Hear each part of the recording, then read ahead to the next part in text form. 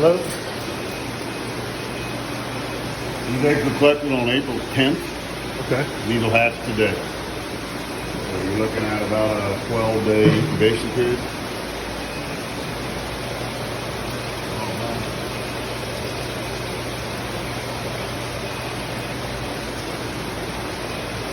If you look, actually, let me grab my rope.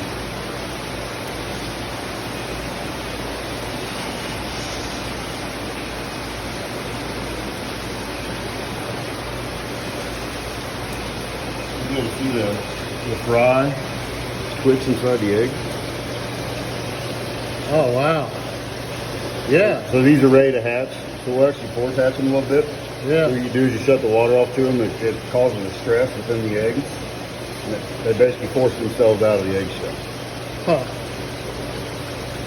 That is cool. Yeah, they're ready to go. And you could probably, if you look real close, you could probably see a few fry in there. Eggs, but no, they'll be hatched off this afternoon. And then we'll hatch the jar next to you, see it's not quite as dark. Yeah. We'll hatch those this afternoon. We'll actually warm those up. Right now we're holding them about 58 degrees. We can warm them up about 64, 65. And actually force them out of the egg that way. We'll call it heat stress. We'll cause them come out of the egg. Instead of oxygen stress. In the wild, a lot of times that's what happens. They warm up in the afternoon sun. Yeah. You know, get them real warm in the shallows, and they'll pop out that way. So these fish here were collected on April 13th. So 3 to 4 days later than the other ones. So you can see the difference in development. You can see the embryos within the egg, Yeah. but they're not nearly ready to hatch yet. They're probably still 2 to 3 days out. Okay. Start slowly raising up the temp, try to get them all to hatch within a day or two. Okay. So we can actually condense the 5 days of egg take into like a 2-day hatch. We can, because these eggs will have been incubated at a warmer temperature longer than the other ones will be at a colder temperature longer. So you can actually speed up or slow down the hatch. How many's in something like that? See that jar there probably has about 250,000. Give or take. I think this overall egg take here, these 3 jars are from the same day. This represents 5 females. And we took, it was just under like right around 7 quarts, right around 800,000 eggs. Nice. Now, how much natural reproduction you think takes place in Ohio? Not a lot. They will completely go through the motions. They got to have marshes. So they got to get up into those. They got to have standing weeds. And they got to have shallow water. So it's kind of a rare find. Yeah. But if they find it, I guarantee they're going through the motions. Okay. So you do get some. Okay. How much? I'm never going to say Mother Nature's not going to happen. It'll find a way. It's one of them deals. Okay. But no, I think there is some, but not a lot. Almost 24 hours post-hatch. They're almost a day old.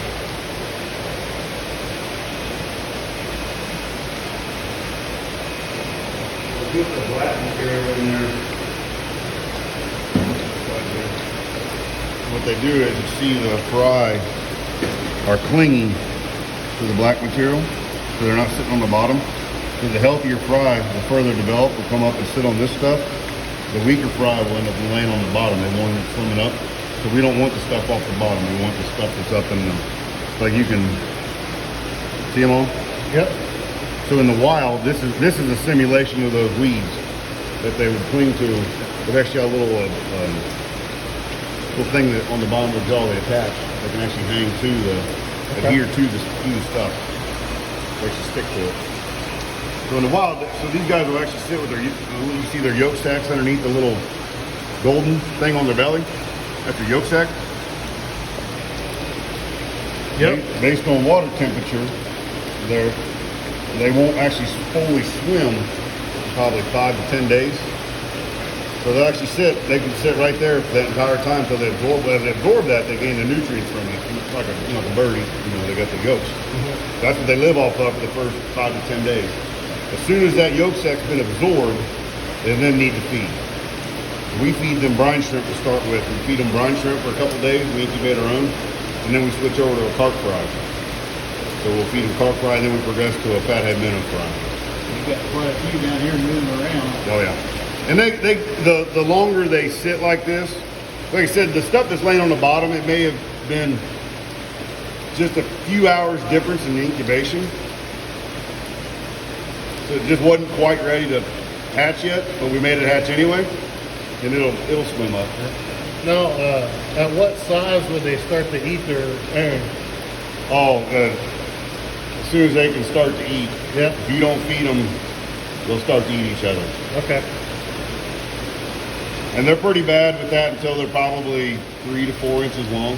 Then that starts to tail off. As long as you keep some food in front of them, they don't typically do that. But when they're like an inch long, if you don't feed them for a day, they'll eat each other every time.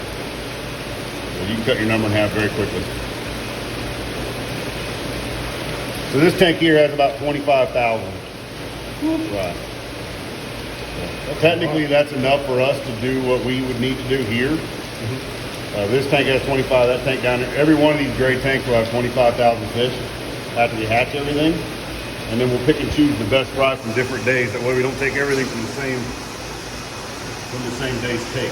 1 or 2 females. That way we represent as many females as possible in the population. We get a little more variation in the fish that way. Okay.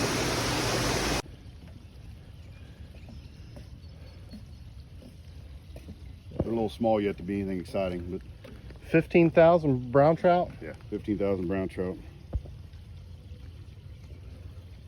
And I do promise you they get bigger than that. Yeah. Yeah, a bunch of them down there.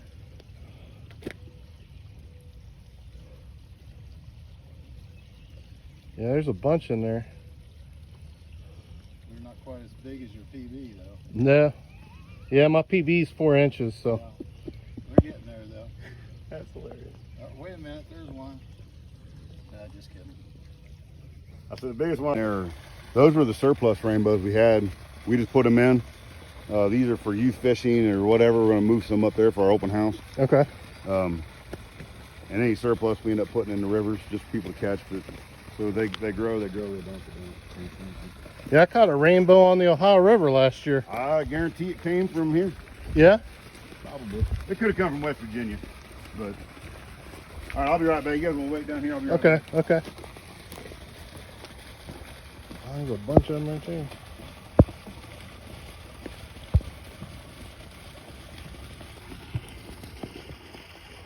I don't know if I can. It's darker out here. Yeah, you gotta hang back here, Dad.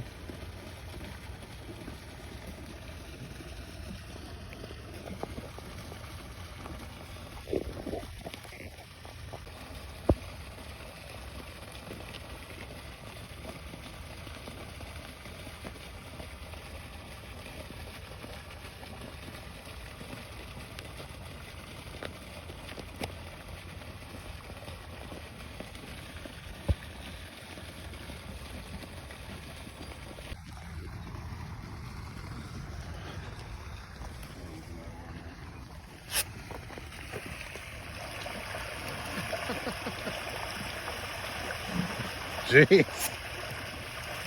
getting that down? Yeah, I got it. I'm getting it.